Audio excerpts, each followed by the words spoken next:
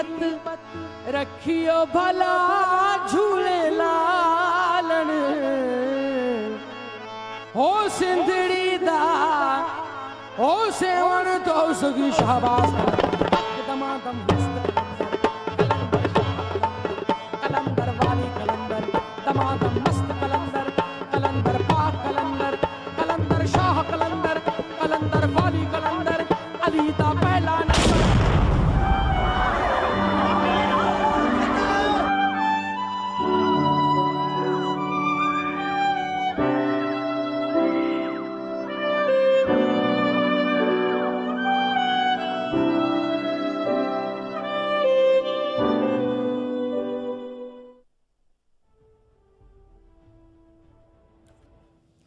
बिस्मिल्लाहिर्रहमानिर्रहीम, अस्सलाम वालेकुम। प्रोग्राम 11 तार में वसीम बादामी। जब मस्जिद पर हमला हुआ, जब किसी इमाम बारगाह पर हमला हुआ, तो हमें लगा ये दहशतगर्द इस्लाम के दुश्मन है, ये दीन के दुश्मन है, जो कि वो यकीनन हैं।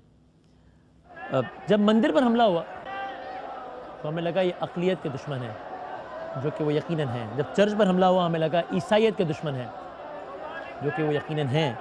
लेकिन जब अमन और मोहब्बत के पैकर शहबाज कलंदर के मज़ार पर हमला हुआ तो हमें यकीन हो गया कि ये आदमियत के दुश्मन हैं, ये इंसानियत के दुश्मन है। क्योंकि यहाँ मुसलमान भी आता है, चाहे वो उसका कोई फ़िरका हो, चाहे उसका कोई मसलक हो, यहाँ हिंदू भी आता है, यहाँ ईसाई भी आता है, यहाँ हर इंसान आता है। तो ये इंसानियत के दुश्मन है। यहाँ हर पाकिस्तानी आता है, ये पाकिस्तानियत के दुश्मन है। क्या ये मुमकिन है कि हम मस्जिद में ना जाएं? क्या ये मुमकिन है कि जिसका अपना अकीदा हो वो इमाम बारगाह में ना जाए, इसका अपना अकीदा हो मंदिर में ना जाए, वो चर्च में ना जाए? क्या हम इल्म का सफ़र रोक दें? क्या हम अमन, मोहब्बत, प्यार और ईसार का दर्स देने वाली दरगाहों को बंद कर दें? ऐसा नहीं हो सकता, ऐसा नहीं हुआ और ऐसा नहीं होगा और ऐसा नहीं होना चाहिए। आते हैं कौमों की ज़िंदगी में कड़े वक्त, हमने से ज़्यादा कड़ा वक्त देखा है, फिर तो हमने वो सुकून देखा जिसका हमने तवक्को भी नहीं की थी। आजकल फिर एक बुरा वक्त है, लेकिन हमें यकीन है, कसम उस ज़ात की जिसके कब्ज़े कुदरत में हम सब की जान है, कि इस मामले में चूँकि हम क्लियर है इस बात में, हमें मालूम है कि हक़ कहाँ है और बातिल कहाँ है, इसलिए हमें यकीन है शिकस्त बातिल को ही होगी। मुझे यकीन है खून तलवार पर फतह हासिल करेगा। मेरा ईमान है कि ये चार चिराग हमेशा रोशन रहेंगे। मेरा ईमान है ये चार चिराग प्यार के चिराग हैं, ये मोहब्बत के चिराग हैं, ये अमन के चिराग हैं, ये सुकून के चिराग हैं। ये चिराग जलते रहेंगे चाहे इन चिरागों को खून से जलाना पड़े। और इंशाअल्लाह इस वतन के हर बच्चे का अज़्म दहशत गर्दों के अज़ाइम को दफन करेगा। हर नौजवान का हौसला दरिंदों का हौसला पस्त करेगा। हर बहन और बेटी की आह इनको तबाह करेगी। हर माँ की बद्दुआ इनको जलाकर राख करेगी।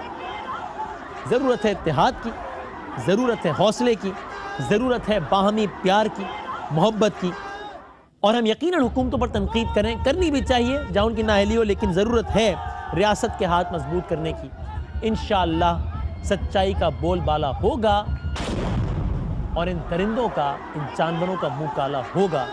क्योंकि जुल्म फिर जुल्म है, बढ़ता है तो मिट जाता है, खून फिर खून है, टपकेगा तो जम जाएगा।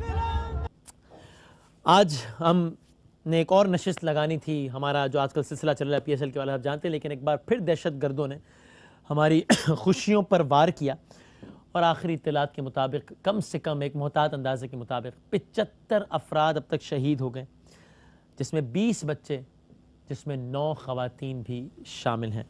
अपने मेहमानों की तरफ जाने से पहले अगर हम 2 ऐनी शाहिदीन के बयानात भी हमारे पास हैं, अगर हम वो दिखा सकें तो फिर ज़रा गुफ्तगू को उसके बाद आगे बढ़ाते हैं। जी दिखाइएगा। तव्हां किथे हो बोला? मां उते जब CCTV कैमरा जो सिस्टम रखला न सजो जी जी उन जे वटरे बीठो होस। अच्छा अंदर बारे हिकु नंबर आयो, अंदर भगो होने सां अला छा ॻाल्हाई उहो दर खोले CCTV कैमरा उठी निकी भगो तो मां जी जानी बचा अला छो गाड़ी सां ओडी मरी मां बम फाटी थी। अच्छा अंदर रोज़े फाटो पो अंदर बम अंदर फाटो आहे, पर हे जेको CCTV जो कैमरा वेठो हुयो जी जी शायद उन खे इहा शइ नज़र आई आहे। जिसे जे सेवणी दरगाह में दुआ करूं पिया उन टाइम जेका धमाको थियो, धमाको थियो ईअं सम्झ माना क़यामत अचे उस पास में जेका अॻियां बि पोयां बि पासे में उहो लाश रखियल आहे, उहो असां भॻा। हमारे साथ शैला रज़ा साहिबा हैं, सिंध असम्बली की डिप्टी स्पीकर हैं। ऑब्वियसली सलीम बुखारी साहब तजिया कर के तारुफ के मोहताज नहीं है। वली मोहम्मद से मैं आगाज़ करना चाहता हूँ, हमारे रिपोर्टर हैं। ये धमाका हुआ है, इसके तकरीबन 20 मिनट बाद वली मोहम्मद यहाँ पर थे। मैं आपको बताऊँ 5 सितंबर 2013 वो दिन था, 2013 5 सितंबर जब इसी दरगाह में धमाका हुआ था। उसमें तकरीबन 35 अफराद में शहीद हो गए थे। और पाकिस्तान में मज़ारों पर धमाकों की भी एक पूरी हिस्ट्री है। वली मोहम्मद साहब, आप मुझे बताइएगा, आप इस वक्त मज़ार आपके अक़ब में है, ज़रा हमारे व्यूअर्स को अगर एक्सप्लेन कर सकें कि ये मुबैना तौर पर खुदकुश हमलावर कहाँ से दाखिल हुआ है, कहाँ उसने अपने आप को धमाके से उड़ाया, थोड़ा एक्सप्लेन कर सकें हमें। जी, ये मैं इस वक्त मज़ार कलंदर शहबाज पर खड़ा हूँ। यहाँ पर जिस मकाम पर मैं खड़ा हूँ, यहाँ पर रोज़ाना धमाल होती है और तकरीबन जुमेरात के दिन पर यहाँ पर हज़ारों की तादाद में ज़ायरीन आते हैं और धमाल लगाते हैं। यहाँ पर जो गेट है मेरे अक़ब में आप देख सकते हैं, यहाँ से जो खुदकश हमलावर है यहाँ से दाखिल हुआ है मज़ार के अंदर। और तकरीबन जो कलंदर शहबाज का मज़ार है उससे तकरीबन 4 कदमों के फासले पर उसने खुद को धमाके से उड़ा दिया है, जिसके नतीजे में ये बड़ा सानिया पेश आया है। जी, यानी जब आप कह रहे हैं मज़ार, इसका मतलब यानी वो जो जाली है उससे इतना करीब सिर्फ 4 कदम के फासले पर अपने आप को धमाके से उड़ाया है। जी बिल्कुल, उससे 4 कदम के फासले पर उसने खुद को धमाके से उड़ा दिया है, जिसके नतीजे में बड़ी तादाद में जो लोग ज़ायरीन थे वो ज़ख्मी हो गए और कई जो है शहीद हो गए। जी, अभी जब मैं आपसे बात कर रहा हूँ तब वहाँ पर क्या है मंजर? अभी सिक्योरिटी एहलकार वहाँ खड़े हैं, क्या है अभी? जी, इस वक्त जो इस धमाके के बाद यहाँ पर जितने भी ज़ख्मी और जो शहीद थे उनके जिस्म खाकी को यहाँ पे सिविल हॉस्पिटल 7 मुंतकिल किया गया है। ज़ख्मियों को भी, और ज़ख्मियों को यहाँ से तकरीबन जो है नवाब शाह और हैदराबाद और दादू की तरफ हॉस्पिटलों में उनको शिफ्ट किया गया है।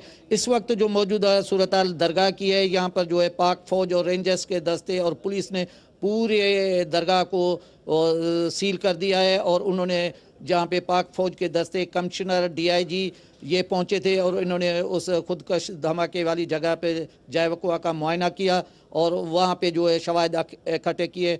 जी, और मुझे ये बता दें, आप जब इस धमाके के तकरीबन 15-20 मिनट बाद वहाँ पर पहुँचे हैं तो तब वहाँ पर कितनी इमदादी सरगर्मियाँ शुरू हुई थी? तब आपने वहाँ पर क्या मंजर देखा था? जी, जिस वक्त हम यहाँ पर पहुँचे तो यहाँ पर कई लोग इस जो ज़ख्मी हालत में वहाँ मज़ार के अंदर भी पड़े थे, जो शहीद हो गए उनकी जिस्म खाकी जिस्म वो पड़े थे। और दरगाह के जो तकरीबन मुख्तलिफ इलाकों में ख़वातीन और बच्चों के जो जिस्म के टुकड़े थे, किसी का सर था, किसी का बाजू था, वो वहाँ पर पड़े हुए थे। यहाँ पे मकामी लोगों ने फौरी तौर पर जैसे धमाके की आवाज़ हुई, यहाँ पे करीबी जो दुकानें हैं और यहाँ के जो लोग हैं वो भी पहुँचे और इसके बाद यहाँ पर मुख्तलिफ हॉस्पिटल और ईदी की एम्बुलेंसें पहुँची। यहाँ पे लोगों ने उनको उनके ज़रिए यहाँ से 7 अस्पताल मुंतकिल किया है। जी, और ये बस बता दें कि ये सारा जो मुंतकली का अमल है ज़ख्मियों का या शहीदों का, इसमें कितना टाइम लगा? इसमें तकरीबन जैसे ही ये धमाका हुआ है, पहले तो अफरा तफरी मच गई कि हुआ क्या है, और यहाँ पर लोग भागते आए हैं और यहाँ पर जैसे ही इनके ज़ख्मियों को चीखो पुकार देखी और इनको तकरीबन 10 मिनट के अंदर अंदर जो है इनको यहाँ से मुंतकिल करने का सिलसिला शुरू किया गया। सही है। और ये हर जुमेरात को यहाँ पर ज़ाहिर होता है, मैंने धमाल का सिलसिला तो रोज़ाना होता है लेकिन जुमेरात को बहुत ज़्यादा रश होता है। सिक्योरिटी के कोई ख़ास अरेंजमेंट्स थे या बस जैसी होती है सिक्योरिटी वही थी यहाँ पर? यहाँ पर जो कलंदर शहबाज का मज़ार है, यहाँ पर तो रोज़ाना सैकड़ों की तादाद में ज़ायरीन आते हैं, लेकिन यहाँ पर जुमेरात के दिन जो है हज़ारों की तादाद है, दूर दराज से भी ज़ायरीन आते हैं और यहाँ धमाल होती है और कलंदर शहबाज के मज़ार पर ज़ायरीन का पहुँचने का अमल भी शुरू हो जाता है। लेकिन जैसे ही नूरानी के मज़ार पर यह खुदकश धमाका हुआ है और दूसरी जगह पर वो नूरानी मज़ार पर जब ये धमाका हुआ था उसके बाद यहाँ भी सिक्योरिटी के खदशात थे और इंतज़ामिया को इस सिलसिले में आगाह भी किया गया था। लेकिन यहाँ पर CCTV कैमरे भी लगे हुए हैं, लेकिन पुलिस की जानिब से इतने मौसर इकदाम नज़र नहीं आए। अगर कोई भी इस तरीके से बंदा है। थैंक यू वेरी मच, बहुत शुक्रिया। और आपसे फिर राब्ते में भी रहेंगे, ज़रूरत पड़ी। बहुत शुक्रिया आपका। अगर हम अपने रिपोर्टर काशिफ साहब को ले सकें, देखिएगा शैला रज़ा साहिबा भी हमारे साथ, सलीम बुखारी साहब भी हैं। सलीम बुखारी साहब, ज़रा पहले तो आप मुझे बताइएगा, ये एक सिलसिला जो अचानक दोबारा शुरू हुआ है, इसको आप किस तरह देख रहे हैं? ये मामला बड़े बेहतर हो गए थे पिछले 3 दिनों से, तो एकदम से जैसे कुछ अचानक बस पता नहीं क्या हो गया। आपने मुझे प्रोग्राम में बुलाया, अपने में एक तो दिल बहुत उदास है, और दूसरी बात यह है कि जो कुछ आपने अपने इब्तिदाइये में कह दिया है उसके बाद बहुत रत्ती भर गुंजाइश भी नहीं रहती किसी के लिए कुछ भी कहने की। मेरे ख्याल से आपने जो कुछ भी अल्फाज इस्तेमाल किए, जितना कुछ आप उसमें समेट सकते थे, उसमें हर बात आपने कह दी है। मैं बहुत सी आपकी बातें दोहरा रहा हूँगा, इसलिए मैं माफ़ी चाहता हूँ।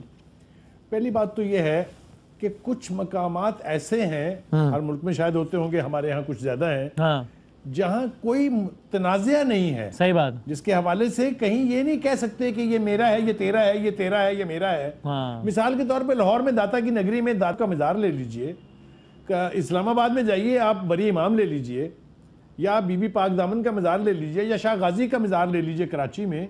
ये वो जगह हैं जहाँ पर ना डिस्प्यूट बनता है, ना होना चाहिए, ना इसकी गुंजाइश है, इसलिए कि इन लोगों ने तो आके इन इलाके के लोगों में प्यार बांटा है। सही बात है। कोई एक सूफी सेंट मुझे ऐसा बता दीजिए जिसके साथ ये मुंसलिक हो कि इसने तलवार से यहाँ पर लोगों के ऊपर हुकूमत की थी। सही बात। तो मोहब्बत का पैगाम देने वाले लोगों की सरजमीन पर उनकी वो रिहाइशगाह जिसमें अब वो दफन है, उन मकामात पर इस किस्म की खूनरेजी होने का तसव्वुर वैसे तो कभी मुमकिन था नहीं वसीम, और अगर हुआ है हाँ। तो पता नहीं क्यों मेरे दिल को ये यकीन आने के लिए तैयार नहीं कि कोई मुसलमान औरतों का, बच्चों का, बुजुर्गों का इतना अंधाधुंध कत्लेआम नहीं कर सकता। हाँ, लेकिन बुखारी साहब इधर वजाहत कर दे, आप कहते हैं कि मुसलमान ही नहीं कर सकता, तो आप उन्हीं मानों में कहते हैं ना ये कि जब हम कहते हैं कि कोई इंसान ये काम नहीं कर सकता, तो बज़ाहिर तो इंसान होता है लेकिन वो इंसानियत की तौहीन होता है। इन्हीं मानों में आप कह रहे हैं ना, क्योंकि मुसलमान नहीं कर सकता, चूंकि हम देखते हैं नाम होते हैं, कोई मदरसा भी सब कुछ होता है, सारा सिलसिला होता है। देखिए, गुजारिश ये है कि एक थोड़ा सा अरसा अमन का गुजरा था, लिहाजा हमने क्या बातें देखी, सियासत हो रही थी, जमहूरियत चल रही थी, इकॉनमी के बेहतर होने की बातें हो रही थी। गालिबन जो भी कोई पाकिस्तान का दुश्मन है, उनको ये इस किस्म की स्टेबिलिटी पाकिस्तान के अंदर वो मंजूर नहीं है, कबूल नहीं है, या वो बर्दाश्त नहीं कर सकते। बुखारी साहब, मैं आपके दोबारा आता हूँ जरा, तो इसका एस्पेक्ट ये सही है। मैं जरा दूसरे एस्पेक्ट आपसे लेता हूँ। अरबाब चांडियो में हमारे रिपोर्टर हमारे साथ है, मैं शैला साहबा को लेकिन चाहता हूँ उनका एक इनिशियल पॉइंट इस पे ले लूँ। ये ठीक है शैला रज़ा साहब, ये पंजाब में वाक़या हुआ, तो हमने लाहौर पंजाब गवर्नमेंट के रिप्रेजेंटेटिव से भी कहा कि ये एक बड़ी लॉन्ग टर्म इससे निपटने की ज़रूरत है। जब कोई बदबख्त की तय कर ले, उसने अपने आप को मारना है, तो उसको रोकना ही बड़ा मुश्किल हो जाता है। लेकिन और आज का ये दिन नहीं है कि मैं बैड गवर्नेंस पे बात करूँ, वो सूट नहीं करता ये, लेकिन अनफॉर्चुनेटली सिंध में तो फिर मतलब रोना ही अलग है कि जब पहले वाक़या हो जाए तो उसके बाद लोग जिस अंदाज से लेकर गए अपने प्यारों को, कोई बस कोई साइकिल में लेकर गया है, कोई वैगन में लेकर गया है, एम्बुलेंसेस कब पहुंच रही हैं, अस्पतालों का कोई हाल नहीं है, क्या कहें आप इस पर? नहीं वसीम, मैं आपको एक बात बताऊं, आप यकीनन कि सब लाल शहबाज कलंदर के हम सब मानने वाले हैं, मुरीद हैं, उनसे अकीदत रखते हैं। हमारे हर प्रोग्राम का एंड जो है, चाहे वो मौसीकी का हो चाहे कुछ हो, वो धमाल पे होता है, और धमाल के बग़ैर हमारी कोई मौसीकी की महफिल जो है कि हम एक सूफियाना लगाओ मौसीकी में भी देखते हैं। तो मैं आपको ये बात बताऊं कि जो उसकी रोड है जिससे मज़ान में जाते हैं, मेन दरवाज़ा, वो खुद ही इतनी पतली है, उस पर एक वक्त में एक ही गाड़ी चलती है। जब भी कोई इस तरह का हादसा होता है, ताल्लुक़े को हमने देखते हुए कि यहाँ पे हर साल बहुत अच्छा उर्स होता है, सब होता है, सिक्योरिटी देते हैं, वहाँ पे एक हमने ट्रॉमा सेंटर भी बनाया है, ताल्लुक़ा हॉस्पिटल भी। अब ये बात सब जानते हैं कि सिंध में बहुत डॉक्टर्स की कमी थी। हमारे CM साहब ने 6000 डॉक्टर की असामियाँ निकाली और उनके इंटरव्यूज़ भी हुए, उनको ऑफर लेटर्स भी दिए, लेकिन पता नहीं हमारी कौन सी बात गलत लगती है। कभी सब जगह मुशीर होते हैं, हमारे अड़ जाते हैं कि हमारे पब्लिक सर्विस कमीशन को जो है, शैला साहब अभी आज ये सही मौका मिल नहीं है, लेकिन ये बात एक पूरी बहस तो है ना कि सिंध में पिछले 8 साल किसकी हुकूमत रही, तरक्याती मंसूबे के बजट में 1000 अरब से ज्यादा रुपया लगा, वो नजर ही नहीं आता है, कहीं अस्पताल वीरान पड़े। नहीं वसीम साहब, अगर डॉक्टर्स को अपॉइंट करने की इजाज़त पब्लिक सर्विस कमीशन को नहीं होगी और डॉक्टर की ज़रूरत महसूस होते हुए भी कि हमें डॉक्टर्स चाहिए, आप उसको होल्ड कर लें और उसका कोई फैसला ना दें, तो मैं इस पे रो सकती हूँ कि हमारे पास डॉक्टर्स मौजूद हैं। लियारी मेडिकल कॉलेज हमने अपने ज़माने में कायम किया है, 200 डॉक्टर हम वहाँ से निकाल चुके हैं, हमारे पास डॉक्टर्स हैं, लेकिन सिंध गवर्नमेंट को अपॉइंट करने का इख्तियार नहीं है। तो फिर उस ट्रॉमा सेंटर का मैं क्या करूं? यकीन मानने से बड़ी बात हो सकती है, लेकिन मुझे लगता है कि अब ये बैड गवर्नेंस अपनी जगह बड़ा मसला है, लेकिन अब आज हम एक बड़े मसले पे बात कर रहे हैं, वरना ये मैं अरबाब भी हमारे साथ। अस्सलाम वालेकुम अरबाब। जी जी। अब आप पहले तो बताएं सारे वाक़े के हवाले से कोई लेटेस्ट अपडेट वगैरह है आपके पास कोई? देखिए, सिंध हुकूमत ने 3 रोज़ा शोक का ऐलान किया बादामी, और इसके साथ भी ये आपको बताऊं कि ये खुदकुश हमला था, लेकिन क्योंकि ये टारगेट हमला था, पहले लाहौर, फिर कोटिया, फिर पेशावर, और फिर इनके सबसे बड़े मरकज यानी यहाँ पर पूरे पाकिस्तान के लोग आते हैं। आपको ये बात बताऊं बादामी कि आज के रोज जो है ना, यहाँ पर सेवन शरीफ में 7 से 8 हजार लोग जो है वो आते हैं, क्योंकि सेवन में जो है जुमेरात के रोज जो है यानी जुम्मा और जुमेरात की शब जो है वो यहाँ पर धमाल लगती है। सही है। और इसी को इस्तेमाल करते हुए दहशतगर्दों ने इसका निशाना बनाया है। बहस तो बहुत सारी हो सकती है, लेकिन एक बहस ये भी है कि सेवन शरीफ जो कि खुद बहुत बड़ा मरकज है, जहाँ लाखों की तादाद में उर्स पर लोग आते हैं, और आपको बताऊं कि उर्स पर भी बहुत सारी अमात होती है, एक्सीडेंट में, किसी हवाले से, गर्मी में, आपको पता है। लेकिन इंतजाम करना तो सरकार का काम है ना, वक्ती हुकूमत का काम है ना, ये आप और हमारा तो काम नहीं है। हम और आप तो सिर्फ निशान नहीं कर सकते, आज आप कर रहे हैं, हम भी कर रहे हैं, लेकिन सारी चीजों का नोटिस लेना तो सरकार ही वक्त का काम है, और मैं समझता हूँ कि उनको लेना चाहिए। वही मैंने कहा, मेरा दिल चाहता है कि हम इस बैड गवर्नेंस से बात करें, फिर मैं सोचता हूँ कि वो जो दुश्मन होगा वो खुश हो रहा होगा कि हम आज भी इस पे लगे हुए हैं जनाब के, क्योंकि आज हम तो जरा उस पर मेरा लान तान करने को ज्यादा जी चाहता है। फैसल एदी साहब भी हमारे साथ, बहुत शुक्रिया Arbab, thank you very much. Faisal भाई अस्सलाम वालेकुम। वालेकुम सलाम। फैसल भाई, अभी आपके पास क्या अपडेट्स हैं लेटेस्ट? यार हमारे पास जो है वो तकरीबन 150 से ज़ायद जख्मी के हैं, और 72 हलाकतें हैं, जिसमें 20 बच्चे हैं, 9 खवातीन हैं, और 43 मर्द हैं। और फैसल भाई, जो 150 आप बता रहे हैं उसमें कुछ आप बताने की पोजीशन में, ये कितने क्रिटिकल हैं, क्या है? यार इसमें कुछ हैं क्रिटिकल, तादाद बढ़ेगी तकरीबन 10-12, और जो है वो क्रिटिकल हैं जिनको शिफ्ट किया जा रहा है क्या कहते हैं नवाब शाह में और हैदराबाद में। ज़्यादातर हमने जो है वो नवाब शाह मेडिकल कॉलेज में शिफ्ट किए हैं, और वहाँ से मैंने सुना है कि C-130 जो है वो उनको जो ज़्यादा सीरियस हैं या उनका ऑपरेशन नहीं किया जा सक रहा, उनको कराची लेकर आएगा, लेकिन अभी तक वजाहत नहीं है, लेकिन जो है वो वहाँ पे ऑपरेशन जारी हैं, और ज़ख्मी जो है वो शिफ्ट किए हैं हमने। और बहुत सारी अपनी मदद आपके तहत भी शिफ्ट हुए हैं, क्योंकि सिंध भर से गाड़ियाँ जमा करना वहाँ पे पहुँचाने में जो है वो हमें देर लगी, और सेवन में सिर्फ 2 गाड़ियाँ थीं जो कि इतनी बड़ी तादाद में लोगों को शिफ्ट करने में नाकाफ़ी थी। आखिर में बता दें, ये अभी आप ज़ाहिर इस वक्त देख रही है पूरी कौम में, आप कोई अपील या कोई बात करना चाहते हैं लोगों से इसी वाक़े के तनाजुर में? मैं वफाकी इदारों से अपील करता हूँ कि हमें तंग ना किया करें।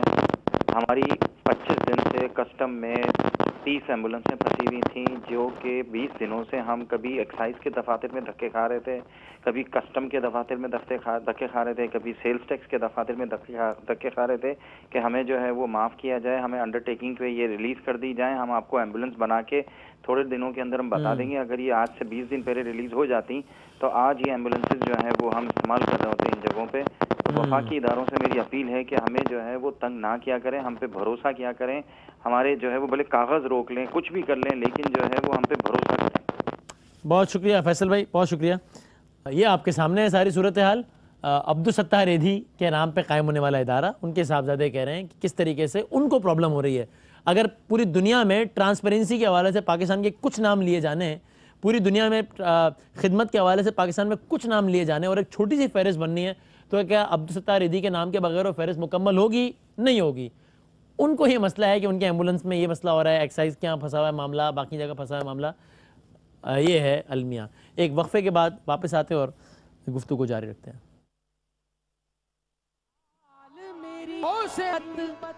रखियो भला झूले लालन हो सिंधड़ी दा।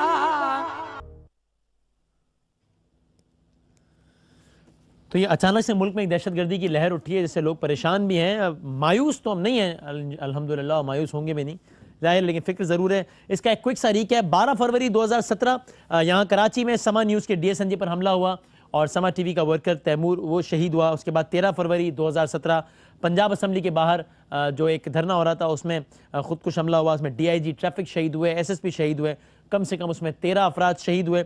फिर 13 फरवरी को ही कोयटा के इलाके सरियाब रोड के पास एक बम नाकारा बनाते हुए फट गया, उसमें बम डिस्पोजल स्क्वाड के कम से कम 2 अफराद शहीद हुए। फिर 13 फरवरी को ही जुनूबी वजीरिस्तान में रिमोट कंट्रोल के जरिए धमाका हुआ, उसमें 3 FC एहलकार शहीद हुए। 15 फरवरी को पेशावर, मोहम्मद एजेंसी और शब कदर में 4 खुदकुश हमले हुए, नतीजतन 4 एहलकारों समेत 7 अफराद वहाँ शहीद हुए। और आज यानी कि 16 फरवरी को सेवन में खुदकुश हमला हुआ। फैसल एदी के मुताबिक कम से कम उसमें 72 अफराद शहीद, जिसमें 20 बच्चे हैं, जिसमें 9 खवातीन हैं। सलीम बुखारी साहब, दाइश ने इसकी रिस्पॉन्सिबिलिटी कबूल की है, ये कोई नया फिनोमेना है जो इमर्ज हो रहा है, क्या हो रहा है? देखिए, मैं इसमें 2-3 बातें हैरानगी की हैं। एक तो ये कि एक तसलसल से हमारे यहाँ की एजेंसियाँ, हमारे यहाँ की पॉलिटिकल लीडरशिप दाइश की किसी किस्म की यहाँ मौजूदगी का इनकार करती रही हैं। जी हाँ। और मुसलसल कर रही हैं। हाँ। लेकिन इसके बावजूद बहुत से वाक़यात जो हैं उसकी ज़िम्मेदारी कबूल करना वो इसी तंजीम ने अपने ज़िम्मे लिया है। तो एक तो ये कि इनकी बात पर किस हद तक यानी एतबार किया जाए वो आपके सामने है। और दूसरी बात यह है कि ये सारा कुछ एक सिलसिले की कड़ी है, ये आइसोलेटेड इवेंट्स नहीं यानी अचानक क्यों शुरू हुआ आपके ख्याल में? तज्जिया क्या आपके इस पे कि एकदम सुकून के बाद अचानक पे दर पे इतने सारे वाक़यात?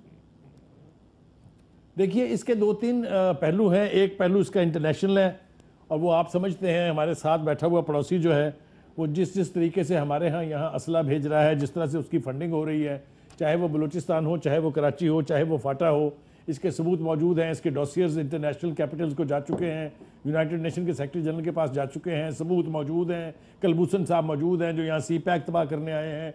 ये सब कुछ CPAC को तबाह करने का ही तो मनसूबा हो सकता है, इसलिए कि जिस मुल्क में इस रफ्तार से 4 कैपिटल्स में एक साथ बम फट रहे हों या 4 सूबों में, तो वहाँ कौन आएगा इन्वेस्ट करने के लिए? ये सब कुछ उस साजिश का भी एक एंगल हो सकता है। दूसरा इसका आस्पेक्ट है वो, अब उसके ऊपर कमेंट करना बहुत अजीब व गरीब लगता है, लेकिन अफ़गानिस्तान की सूरत हाल, अफ़गानिस्तान के साथ हमारे ताल्लुकात की नौइयत, रा और NDS जो वहाँ की अफ़गानिस्तान की सीक्रेट एजेंसी है, हाँ। उन्होंने मिल के पूरे बलूचिस्तान में क्या कर रखा है। जो स्पिन बोल्दक में उनके ट्रेनिंग कैंप्स हैं वो दुनिया की नज़रों से छुपे हुए नहीं है, पूरी दुनिया जानती है वहाँ क्या हो रहा है, असला कहाँ से आ रहा है, कौन दे रहा है। एक इसका आस्पेक्ट हमारे इधर वाले पड़ोसी का है, एक इसका आस्पेक्ट हमारे उधर वाले पड़ोसी का है, और कुछ हमारे दोस्त ममालिक जो हैं अल्लाह के फजलो करम से मुसलमान जो अपने आप को कहलाते हैं, उनकी भी यहाँ जो पेनिट्रेशन है वो आपसे छुपी नहीं है, चाहे ईरान हो, चाहे सऊदी अरेबिया हो। हम किसी एक का नाम नहीं ले सकते हैं, लेकिन वो एस्पेक्ट भी आप तो इंटरनेशनल कॉन्टेक्स्ट में आप इसको देखते हैं। और जाहिर सी बात है, फिर इसमें सब एग्री करेंगे कि इंटरनेशनल इसका कॉन्टेक्स्ट जरूर होता है, लेकिन जो सहूलतकार होता है, जो दरगाह तक पहुंचा देता है, जो उस गली तक पहुंचा देता है, जो पंजाब असम्बली के बाहर तक पहुंचा देता है, जो इस सारे अमल में फैसिलिटेट करता है, वो यकीनन कोई इंडिया या अफगानिस्तान से आया नहीं होता, वो हमारा अपना ही होता है। इसका सबसे तकलीफ दे पहलू ये है कि बला फंडिंग बाहर से आती हो, असला बाहर से आता हो। जो बदकिस्मती की बात यह है वो ये है कि वो यूज़ होने वाले लोग जो हैं वो हमारे यहाँ के मकामी ही होते हैं। ये आज से नहीं हो रहा है, जब से ये हम इस दहशतगर्दी का शिकार है ये उसी तरह से हो रहा है। अच्छा, दूसरी बात थोड़ी सी ज़रा जी आखिरी जुमला मैं वजाहत के लिए अर्ज़ कर दूँ। शैला बीबी ने कहा, बहुत एहतराम है हमारे दिल में, कि जी वो हमें फेडरल गवर्नमेंट जो है इजाज़त नहीं देती, फेडरल पब्लिक सर्विस कमीशन। सूबों के बीच अस्पतालों में डॉक्टर अपॉइंट करना सूबाई जिम्मेदारी है। 18वीं तरमीम याद दिलाना जो है वो ज़रूरी नहीं है। उसके तहत तमाम हॉस्पिटल्स के अंदर सारी अपॉइंटमेंट जो है वो जो प्रोविंशियल पब्लिक सर्विस कमीशन है जो सूबे के तहत है वो करती है। सही। मैंने सिंध हाई कोर्ट का नाम लिया बुखारी साहब, जिसको सिंध हाई कोर्ट के ऑर्डर पे सिंध पब्लिक सर्विस कमीशन के अपॉइंटमेंट को रोका हुआ है। मैंने फेडरल का नाम नहीं लिया। चले मैं उसमें बात करें। और मैं ठीक है, ये पॉइंट आ गया बीच में। हाई कोर्ट को भी तो बहन मेरी जी हाँ ठीक है, उसकी तरफ एक मिनट रोकते हुए जरा उसकी तरफ बात नहीं जाते। ये MS नवाब हॉस्पिटल तो फैल बलोच साहब है के सिंध हाई कोर्ट को किसने कहा है, लेकिन उनसे फिगर दे ना। ठीक है, इस पर करेंगे बात, नहीं करनी चाहती सियासी बातें। मैं भी नहीं करना चाहता, वरना बहुत कुछ बात करने को। उस आइन के तहत सारे जगहों पे मुशीर और एडवाइजर काम कर रहे हैं। स्पेशल असिस्टेंट काम कर ठीक रहे है, हैं। चले चले, मैं उसमें बात करना नहीं चाहता, वरना उसमें जवाब में बहुत सारी बातें की जा सकती है। मैं एमएस नवाब शाह हॉस्पिटल है, तो फैल बलोच साहब से बात कर लूँ। जी जी, 6000 डॉक्टर अगर आज होते तो बहुत, ये भी अफसोस की बात है कि 1000 अरब रुपया सूबे के तरक्याती मंसूबों की मद में लग गया, लेकिन नजर ही नहीं आता कि कहाँ लगा। ये भी बड़ी उससे ज्यादा अफसोस की बात है। तो उसमें मुझे नहीं मालूम, लेकिन ट्रॉमा सेंटर वहां नजर आ रहा है। अगर आप ये बता रही हैं कि 8 सालों में हमारी हुकूमत में 1000 अरब के बाद एक ट्रॉमा सेंटर है और 3 अस्पताल हैं, तो फिर बस अल्लाह की शान है मेरे शलाल साहिबा। तो एक ताल्लुके में कितना होना चाहिए? क्या लाइन से हॉस्पिटल होने चाहिए एक ताल्लुके में? ये सीएम सिंध का हल्का है, यहाँ पर अस्पताल, सीएम सिंध कह रहे हैं कि भाई ये अस्पताल इस काबिल नहीं है कि ऐसी इतने बड़े वाकये से निमट सके। यहाँ तो कराची में अस्पताल इस काबिल नहीं है कि बड़ी बड़ी वाकये से निमट सके। इतना बड़ा वाकया है, ये इतना बड़ा वाकया है कि ये आगा खान में भी इतने जख्मी और इतने लोग एक साथ आते, तो इसके बावजूद कि उसमें सारी सहूलतें, बहुत अच्छे डॉक्टर हैं, नहीं निपटा जा सकता था। इतने सर्जन्स, इतने थिएटर नहीं होते कहीं। चले और ये धमाका 1000 लोगों के दरमियान हुआ है, जिसके बहुत ज्यादा घायल होते हैं लोग, जिसके जख्मी भी बहुत जख्मी होते हैं। और अगर ये धमाका हुआ है और ये एक हसास जगह थी और यहाँ पर सिक्योरिटी सही नहीं थी, तो वो सब किसकी जिम्मेदारी थी? मैं आपको एक बात बताऊं, सिक्योरिटी इतनी खराब नहीं थी। मैं ये फिर कहूंगी, 2 पुलिस वाले थे यहाँ पे, 2 पुलिस वाले, पुलिस एहलकार भी शहीद हुए। उनको सैल्यूट है, जाहिर सी बात है, सैल्यूट है। 2 पुलिस एहलकार थे वहां पे, पुलिस एहलकार भी शहीद हुआ है। मैं नहीं मानती कि 2 किसी एक चैनल ने ये बात की है। वहां पे 24 जो है वो सीसीटीवी कैमरास लगे हुए हैं। मैं नाम लेके बता दूं, पीर मजहरुल हक साहब, पीर मजहरुल हक साहब ने, सीनियर वजीर पाकिस्तान पीपल्स पार्टी के रहे, उन्होंने कहा कि मैं आज से 10 से 15 दिन पहले गया इसी मजार में हाजिरी देने के लिए, और देख के मेरा दिल रो रहा था कि कोई सिक्योरिटी का अरेंजमेंट नहीं था। पीर मजहरुल हक साहब को कोट कर रहा हूँ। मुझे नहीं मालूम, क्योंकि मैंने यहाँ पे अभी हम गए थे थोड़े दिन पहले, तो वहां पे मैं मानती हूँ कि 15-20 नहीं थे, लेकिन 6-7 हर वक्त होते। मैं जरा तुफैल बलोच साहब, अस्सलाम वालेकुम जी। तुफैल बलोच साहब, आप एमएस नवाब शाह हॉस्पिटल, आप हैं हमारे साथ? अस्सलाम वालेकुम। हेलो, आप आवाज आ रही है मेरी तुफैल बलोच साहब? जी जी जी। सर, आपके पास अभी कितने जख्मी और कितने शहीद हैं? मेरे पास में 29 आए हैं, जिसमें से 4 जो है वो एक्सपायर है, डेड बॉडीज है, और बाकी जो है वो इंजर्ड है। इसमें 3 हमारे सीरियस है। और सहूलियात के हवाले से क्या अभी सूरत हाल है आपके हॉस्पिटल में? जी, जो लोग आ रहे हैं उनको इमदाद देने के लिए सहूलियात के हवाले से क्या सूरत हाल है? माशाल्लाह हर चीज़ हमारे पास है। हमने अपने सर्जन को बुला लिया था, हमारा स्टाफ वगैरह हर चीज़ें हम यहाँ मेंटेन कर रहे हैं, तो सारे मैनेज हो गए जी। और आपने मुझे क्या फिक्र बताया कि आपके पास शोहदा कितने सर? 29 नवाब शाह हॉस्पिटल में। ठीक है, थैंक यू, बहुत शुक्रिया आपका, बहुत शुक्रिया। काशिफ हुसैन हमारे सीनियर कॉरेस्पॉन्डेंट हमारे साथ हैं। काशिफ, अस्सलाम वालेकुम। पहले तो अगर ये बता दें कि सिंध गवर्नमेंट ने 3 रोज़ा शोक का ऐलान किया, और जरदारी साहब भी जो कराची पहुंचे हैं, ये शेड्यूल्ड विजिट के हवाले से ही पहुंचे या इस वाक़े के बाद तो कुछ जल्दी आए? देखिए, कोई शेड्यूल विजिट नहीं था, अचानक वो पहुंचे हैं और वज़ीर आला सिंध से भी उनकी मुलाकात हुई है और इसी वाक़े पर उन्होंने बातचीत की और वज़ीर आला सिंध को ये खुसूसी तौर पर हिदायत की है कि वो 7 जाएँ, और वज़ीर आला सिंध 7 के लिए रवाना हो गए हैं। वहाँ पर जाके सारे इंतजाम का जायज़ा लेंगे। जैसे कि यहाँ पे बात चल रही थी इंतजामात के हवाले से, तो वसीम, जो 7 है उससे अगर ग्राउंड रियलिटीज अगर देखी जाए तो वहाँ पे एक हॉस्पिटल मौजूद है जो कि एक तौलका हॉस्पिटल है, जहाँ पर जो है वो जख्मियों को ले जाया गया। इब्तदाई तौर पे ना कोई गाड़ी थी वहाँ पर जख्मियों को ले जाने के लिए, ना ही कोई और इंतज़ाम था। मजबूरन लोगों ने चिंकी रिक्शाओं में, सुजुकियों में और दीगर जो प्राइवेट गाड़ियाँ वहाँ मौजूद थी उनके ज़रिए लोगों को वहाँ मुंतकिल किया। जो 7 है उससे अगर आप देखें तो वज़ीर आला सिंध का गाँव तकरीबन 20 किलोमीटर के मुफासले पे है, और जो दादू डिस्ट्रिक्ट हॉस्पिटल है वो तकरीबन 40 किलोमीटर के मुफासले पे है। इसी तरह अगर जामशोरो में जो मेन हॉस्पिटल है वो तकरीबन 2 घंटे के मुफासले पे है, और नवाब शाह हॉस्पिटल जो है वो भी तकरीबन 1 से सवा घंटे के मुफासले पर है, जो भी हाल ही में ब्रिज बना है आमरी के मकाम पे। जो लोग जख्मी हुए थे उनको ले जाने और अस्पताल मुंतकिल करने में जो टाइम लगा है वो बड़ा तकलीफ दे था। उसमें काफ़ी लोगों को जाने ज़ाया हुई हैं। ये कोई पहला वाक़या नहीं है अंदरूनी सिंध में। मैं थोड़ा सा याद दिलाऊं कि ये इसी तरह का वाक़या 12 नवंबर 2016 को जो कराची से कुछ मुफासले पे हब से कुछ आगे नूरानी दरगाह है, वहाँ भी धमाल पर ही ये कुछ हुआ था। यकीनन उसके बाद सिक्योरिटी की जो सूरत हाल थी उस पर हुकूमत को तवज्जो देनी चाहिए। और काशिफ भाई बताएं, ये जो एम्बुलेंसेस पहुंची है, ईदी साहब की एम्बुलेंस पहुंची है, ये सरकारी एम्बुलेंस का कोई कॉन्सेप्ट है सिंध में? ये कब पहुंची है इस जाए हादसे पे, इसका क्या हुआ है? देखिए, ओवरऑल अगर हम पूरे सिंध का जायजा लें तो हर डिस्ट्रिक्ट हॉस्पिटल में 2 से 3 एम्बुलेंसेज होती हैं, उससे ज़्यादा कोई एम्बुलेंस है नहीं। बाकी जो नेटवर्क एम्बुलेंसेज का है वो ईडी फाउंडेशन का ही है, जो कि 50 किलोमीटर के मुफासले पर उन्होंने मुख्तलिफ एम्बुलेंसेज मौजूद हैं। पर जितना बड़ा ये वाक़या था उसमें इतनी बड़ी तादाद में लोगों को ले जाने के लिए कोई इंतज़ाम नहीं था। जैसे कि मैं जिक्र कर रहा था, ये तीसरा बड़ा वाक़या है। आप अगर थोड़ा सा जायजा लें तो शिकारपुर के अंदर जो है वो एक बहुत बड़ा धमाका हुआ था, जिसमें आपको याद हो 61 लोग जाबाक हुए थे जनवरी 2015 में, और 50 से ज्यादा जख्मी हुए थे। वहाँ भी मेडिकल की सहूलियात मौजूद नहीं थी, वो डिस्ट्रिक्ट हॉस्पिटल है शिकारपुर का। इसी तरह एक वाकया अगर आप देखें तो जकवाबाद में हुआ था, जहाँ पर एक जुलूस जो है वो अटैक किया गया था, और वो भी वाकया 24 अक्टूबर 2015 को हुआ था।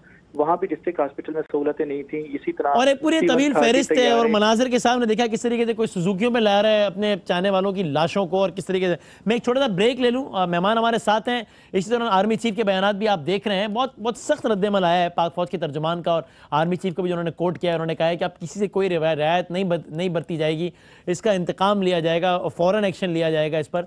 बहुत ही अनयूजुअल और बहुत ही हार्श स्टेटमेंट आई है आर्मी चीफ की तरफ से भी, और अफगानिस्तान बिल्कुल पॉइंट आउट करके कहा गया है कि जनाब वहां पर जो पनाहगाहें हैं वहां से भी ये सारी शरारत हो रही है। इस पर तज्जिया लेंगे एक ब्रेक के बाद।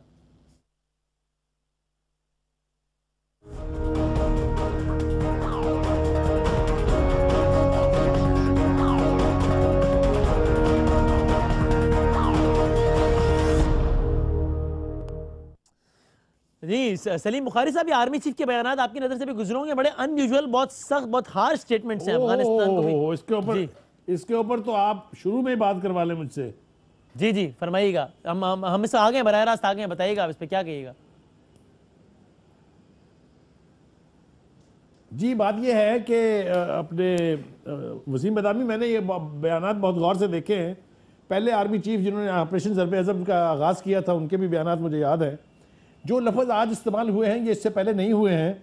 मिसाल के तौर पर उन्होंने कहा कि हम इंतकाम लेंगे, ये बहुत वज़नी बात है, ये बहुत सिलेक्टिव जुमला है, ये सोच समझ के कहा गया है।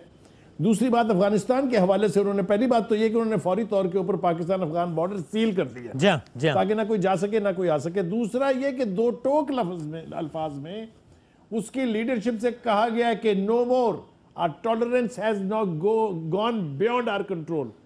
तो मैं ये समझता हूं कि ये जो बयानात दिए गए हैं इसका आप असर देखेंगे आने वाले दिनों में, ये बहुत सोच समझकर और बड़ी कन्विक्शन के साथ। मिसाल के तौर पे पंजाब के हवाले से जब यहाँ पर ये लाहौर में हुआ ब्लास्ट, तो आर्मी चीफ ने कोर कमांडर हाउस के अंदर बैठ के, कोर कमांडर सेक्रेटेरिएट में जो मीटिंग की, उसमें उन्होंने कहा था कि no permission is required by the army and the rangers to operate anywhere in the country including all areas of Punjab. So I think this is a very clear message। सही है, और अब उन तक पहुंचा जाएगा, वो पहुंचेंगे, इसके बारे में कोई इबाम नहीं होना। और इसके असरात हम जल्द देखेंगे इंशाल्लाह। अली जैदी साहब ने भी ज्वाइन किया। अस्सलाम वालेकुम अली जैदी साहब। जी वालेकुम। बस हम आखिरी 4-5 मिनट में कर रहे हैं। क्या ये कौम ने बड़ा सुख का सांस लिया था, मामला ऐसा लग रहा था बेहतर हो गए हैं, और इंशाल्लाह अभी भी पॉजिटिविटी तो नहीं छोड़नी चाहिए, लेकिन क्या ये एकदम से फिर से सारा सिलसिला शुरू हो गया? देखें वसीम, क्रिमिनल का दहशतगर्द का काम होता है, क्रिमिनल का काम होता है क्राइम करना, दहशतगर्द का काम होता है दहशतगर्दी करना। ये प्रिवेंटिव मेजर्स लेने चाहिए थे आपको। आप कितनी दिन से ये हो रहे हैं, पिछले 5-6 दिन से, और हर जगह ये जितने सोशल मीडिया पर चल रहा है, ये थ्रेट है वो थ्रेट है। मुझे समझ में नहीं आई कि इतने थ्रेट्स होने के बाद ये क्या सो रहे थे। अब मुझे जरा समझाएं कि नैक्शा जो बनी थी जो एपीएस के बाद, उसमें उन्होंने 1.8 बिलियन रुपीस मांगे थे। इस साल के बजट में फेडरल गवर्नमेंट ने उनको सिर्फ 100 मिलियन दिए, 10%। वो कि चौधरी निसार को क्यों नहीं देते पैसे? और चौधरी निसार साहब वो सारे खुद मिलते हैं दहशतगर्द तंजीमों से, यहाँ इस्लामाबाद में वो जुलूस निकालते, कोई पूछने वाला नहीं है। दूसरी बात जो मैं सिंध की बात करना चाहूंगा, तबाह और बर्बाद करके रखा हुआ है। ये सीएम साहब का अपना हल्का है, और ये पहली दफा नहीं है, इलेक्ट हुए पहले भी हो चुके हैं, और ये फाइनेंस मिनिस्टर भी रह चुके हैं सीएम बनने से पहले। अस्पताल नहीं है, वो एक्सीडेंट नहीं ट्रीट कर सकते। 2 एम्बुलेंसें हैं। अगर आज आप पाकिस्तान से ईदी को निकाल दें तो हमारी हुकूमत तो यहाँ एम्बुलेंस भी हमें नहीं दे सकती, उसके लिए भी ईदी साहब चाहिए। ब्लड भी, अगर खून भी लेना है वो भी प्राइवेट ब्लड बैंक से मिलता है। देखें, तबाह किया है इन्होंने इस कौम को मुझे कहने दें कि बड़े अफसोस के साथ कहना पड़ता है, मुझे बड़े अफसोस के साथ कहना पड़ रहा है कि 200 लोग जहां जख्मी हो वहां पे कम से कम 100 एम्बुलेंस चाहिए, और जो वो पतला रास्ता है उसमें वन टाइम में 1 एम्बुलेंस। बीबी आपकी बात छोड़ दें, आपको शर्म करनी चाहिए कि आप लोग के करतूत है कि हकीमुल्लाह महसूद पे आपके करतूत है कि आप तालिबान को बिछड़ा हुआ बरादर कहते हैं, ये आज उसके कारनामे। आपने पूरे सिंध हमने बिल्कुल सही किया है। आज हमारे सिंध में ये जो धमाके हो रहे हैं ये आप लोगों के फैसिलिटेटर्स हैं। अच्छा, हमारे फैसिलिटेटर, जिनको आपने बिछड़ा भाई का, जिनको आपने दफ्तर देने की बातें की, ये उसका कारनामा के लिए क्या किया? ये उसका कारनामा किया। और हमने जो किया है वो बहुत बेहतर हमारे इस वक्त हालात है, तो इससे पहले बहुत बुरे हालात थे। हमने आज वहाँ पे आज भूखे लोग यहाँ मर रहे हैं। जी, मेरा घर नहीं है, गवर्नमेंट का घर है, गवर्नमेंट का घर है। बात आज के दिन ना करें ना, इसके लिए तो आज का दिन छोड़ दें। शर्म नहीं आती बगैर मालूमात के बात करते हुए? वो एक गवर्नमेंट का घर है, उसे गवर्नमेंट ठीक करा रही है, उससे मेरा वास्ता नहीं है। गवर्नमेंट को कोई मुझे पता है कहाँ है चौधरी निसार, कहाँ स्टेटमेंट आया उनका? बहुत अच्छे स्टेटमेंट दे दिए आर्मी ने। हमको स्टेटमेंट की जरूरत नहीं है, एक्शन की जरूरत है। ये तो पहले भी दिए थे स्टेटमेंट। तो ये धमाके होने के बाद बॉर्डर सील होगा। एपीएस में धमाका होता है, आपके लीडर शादी कर लेते हैं। ये तो प्रिवेंशन होती है, प्रिवेंशन होती है। प्रिवेंट करें ना आप इन चीजों को होने से। आप पुलिस रिफॉर्म आपने किया, क्यों नहीं किया? आज तक आप 1861 के पुलिस एक्ट में बैठी हुई हैं, जो अंग्रेज ने बनाया था 1857 में, कॉलोनियल पुलिस। हमारे यहाँ पुलिस बहुत अच्छी है, हमारे यहाँ पुलिस बहुत अच्छी है, उसकी शहादतें बहुत अच्छी। शैला रज़ा साहिबा, अब मैं कैसे रोकूं? पूरा प्रोग्राम मेरा सदस्य में गुजर जाएगा कि इस पुलिस में अगर कोई जेन्युइनली कोई बंदा हायर करता है पुलिस वालों को, तो उसको जबरी रुखसत में भेज दिया जाता है। फिर उसको कहा उसने कोई बयान नहीं दिया ऐसे, वो दोबारा आ गया, दोबारा काम कर रहा है, कोई ऐसी बात नहीं। वो टेलीविजन पर आकर कह चुके हैं एक एसएसपी के हवाले से कि भाई अगर मुझसे राय ली गई होती, उसको अपनी टीम बनाने का इख्तियार नहीं है। वो टीवी पर आकर कहता है कि पुलिस वालों को चुन चुन के मारा गया और फिर वो लोग ऐवानों में जाकर बैठ गए, आपके उन्होंने कोई बयान नहीं दिया। तो हमने चुना है उन्हें ऐवानों में हमने भेजा है, जिन्होंने भेजा है उनसे बात करें। क्यों ऐसे लोगों को वोट देते हैं? क्यों ऐसे लोगों को भत्ते देते हैं? अच्छा, वो वोट देते हैं, आप उनको हुकूमत में शामिल करते हैं, आप उनको फैसिलिटेट करते हैं, आप उनको पकड़ते नहीं है। तो हम क्या करें? जब अवाम किसी को भेजेंगे तो हमें तो उनसे वर्किंग रिलेशनशिप करनी पड़ेगी। चलें, आई विश मैं इस पर मजीद बात कर सकता है, लेकिन मुझे लगता है कि आज का दिन एक मुनासिब दिन नहीं है इस पर बात करने के लिए। मैंने बड़ा रोका है अपने आप को। नहीं, आप उन्हें अपने प्रोग्राम में एमएनए एमपीए कह के मुखातिब नहीं करते क्या? आप क्यों बुलाते? हम अवामी नुमाइंदों को बुलाते हैं और मुजरिमों को पकड़ना हुकूमत का काम होता है। आप आर यू सीरियस? आप कंपेयर कर रही हैं अपने रोल को एंकर के रोल से? जी, हम तो मुजरिम को पकड़ना गवर्नमेंट का काम होता है। छोड़ दे तो हम क्या करें? हम तो पकड़ते हैं ना, अदालत में छोड़ देते हैं, हम क्या करें? मैं इसको वाइंड अप करता हूं, चूंकि मैं भी इसको नहीं, let's not make it very political at least today. बहुत बहुत शुक्रिया शैला रज़ा साहिबा, अली जदी साहब और खारी साहब। लेकिन आखिर में वही बात, ये सारी बातें सुन के ज़रूर एक अफसरदगी, एक ज़रा सी मायूसी है। लेकिन मैंने 3 दिन पहले ऐसी कराची की सड़कों पर उस जगह पर जहाँ पर समा के हमारे भाई को शहीद किया गया था, वहाँ पे लोगों से बात की। आप यकीन माने, कौम थोड़ी सी अफसरदा ज़रूर होती है, कुछ लम्हों को मायूस ज़रूर होती है, लेकिन हौसले जवान है। और चूँकि हमें यकीन है कि हम हक़ पर हैं और ये बदबख्त, ये दहशतगर्द, ये जानवर, ये बातिल पर हैं, इसलिए फ़तह अल्लाह का उसूल है कि हक़ की होनी है, फ़तह हमारी होनी है इंशाअल्लाह। ज़िंदगी रही, सेहत रही, तो आपसे कल मुलाकात होगी। तब तक के लिए अल्लाह हाफ़िज़।